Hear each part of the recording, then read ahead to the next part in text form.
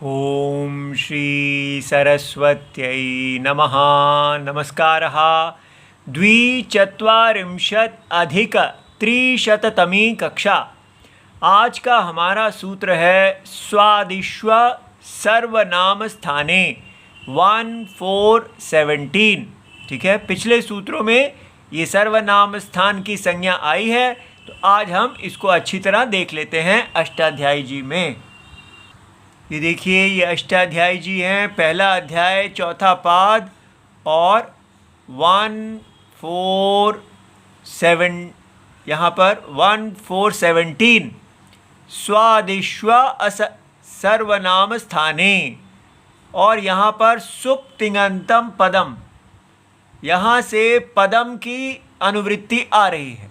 ठीक है, तो हमें समझ में आता है कि इनकी पद संज्ञा होने वाली है। तो इसमें जो शब्द हैं वो हैं स्वादिषु सप्तमी विभक्ति बहुवचनम, असर्वनाम स्थाने सप्तमी विभक्ति एक वचनम, और पदम ऊपर से आ रहा है प्रथमा विभक्ति एक वचनम। और इसका समास का विग्रह सु आदि येषाम ते, और सु क्या है? प्रत्यय। तो सु प्रत्यय आदि में है जिनके, ते के स्वादयः, वो स्वादि हैं, उनमें, तेषु, तो ये बहुव्रीहि समास हो गया, अन्य पद अर्थ प्रधान। तो और दूसरा समास है ये न सर्वनाम स्थाने, तो बन गया असर्वनाम स्थाने। तो नन जिसका पूर्व पद है वो ऐसा नन तत्पुरुष समास। तत्पुरुष समास माने उत्तर पद अर्थ प्रधान। ठीक है, तो ये अब तत्पुरुष समास हो गया। अब हम इसकी वृत्ति देखते हैं।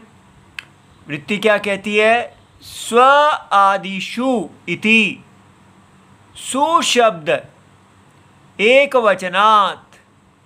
तो ये इसमें बहुत सारे वचन हैं, सु आदि, सु औजस अम औक्षस, उसमें से केवल सु पहला लिया गया है, उससे आरंभ करके इति आरभ्य आकपः 54151 पर्यंत जितने प्रत्ययाः गृह्यन्ते, तो उतने प्रत्यय लिए गए हैं। देख लेते हैं अष्टाध्यायी में जल्दी से।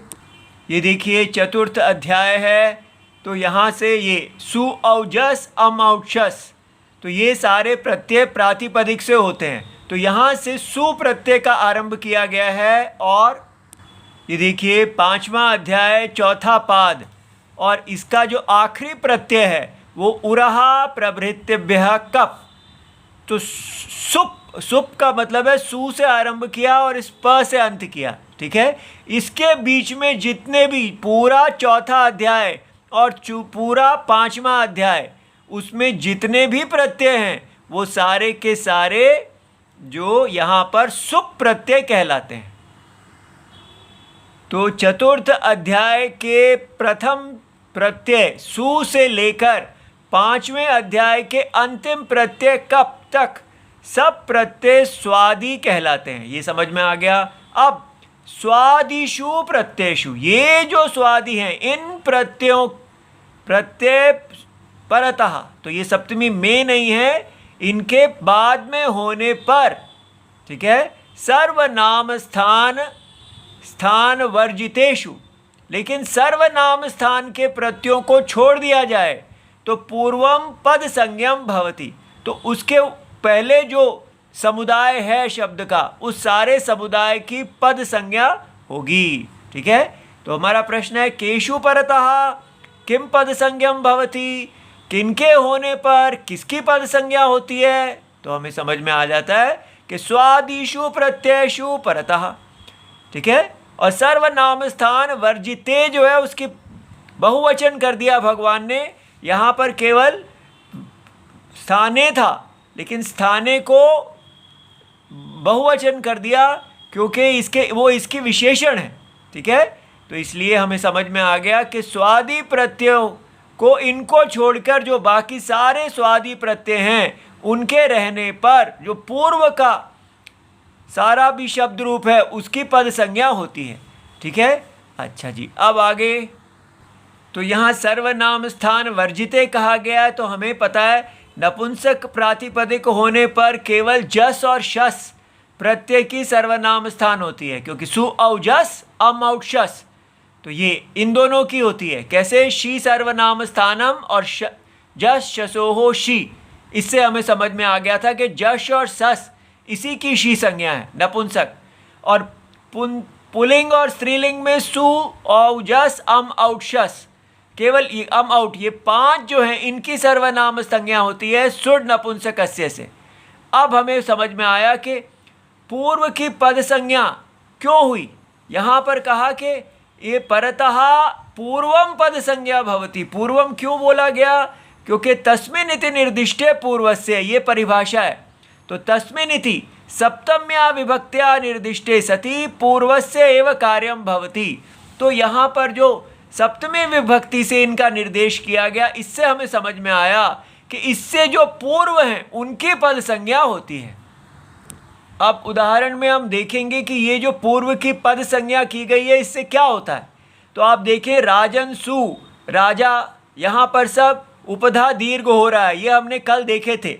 ठीक है, तो राजा नौ, राजा नहा, राजा नम, ये जो पहले 5 हैं इनमें तो उपधा दीर्घ हो गया, लेकिन जो छठा है 1/2/3 राजन शस, तो इसमें सारे पूर्ववत प्रत्यय लग के हम यहाँ पर पहुँच गए। राजन शस का अस हो गया, तो राज अन अस।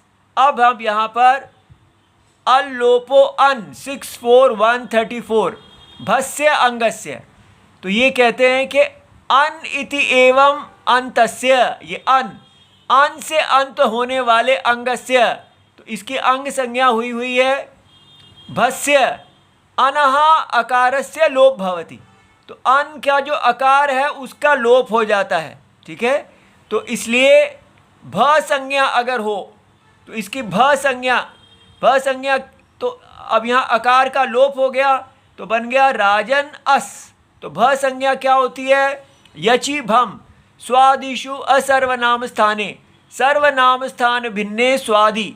तो ये सर्वनाम पहले 5 को छोड़ दो, तो यकारादौ अजादौ च प्रत्यय परतः, तो ये अजादि प्रत्यय है, तो पूर्व की भ संज्ञा हो गई। तो भ संज्ञा हो जाने से क्या हुआ? हमारा यहाँ अ का लोप हो गया, तो ये बन गया राजन्य, राजन। ठीक है, अ गायब हो गया। और उसके बाद स्तोहो स्टुनाष्टुहु 8440 से कहा कि सकार तवर्ग योहो शकार चवर्गाभ्याम योगे, यदि अगर इन दोनों का योग होता है चवर्ग और तवर्ग का, तो उनका चवर्ग का आदेश हो जाता है। तो चवर्ग का आदेश हुआ, न को न्य हो गया, राज्ञा बन गया। अब आप देख रहे हैं पद संज्ञा से कुछ नहीं हुआ, लेकिन आगे देखिए ये राजन प्लस टा किया तो ये राजा आ हो गया। लेकिन अगर हम जब यहाँ पहुँचे तो राजन भ्याम, तो न लोपः प्रातिपदिकस्य, तो प्रातिपदस्य पदस्य यह अंत्यः नकारः तस्य लोपः भवति। अब यहाँ पर पद संज्ञा आ गई। अब क्योंकि यहाँ पर ये अकार नहीं था तो भ संज्ञक, ये देखिए यहाँ पर अकार आदि होने से ये कार्य हुआ। अब क्योंकि यहाँ पर अकार आदि नहीं आया तो इसने काम कर दिया, तो न का लोप हो गया तो बन गया राजभ्याम। ठीक है, तो इसलिए और इसी प्रकार यहाँ राजभिः, और आगे भी राजत्वम, राजता, राजतारः, राजानम, कहीं पर भी न नहीं है। ये सारा क्यों हुआ? क्योंकि पद संज्ञा होने से न लोपः प्रातिपदिकान्तस्य सूत्र ने नकार का लोप किया। ठीक है, इति सर्वम शिवम प्रणाम, धन्यवाद।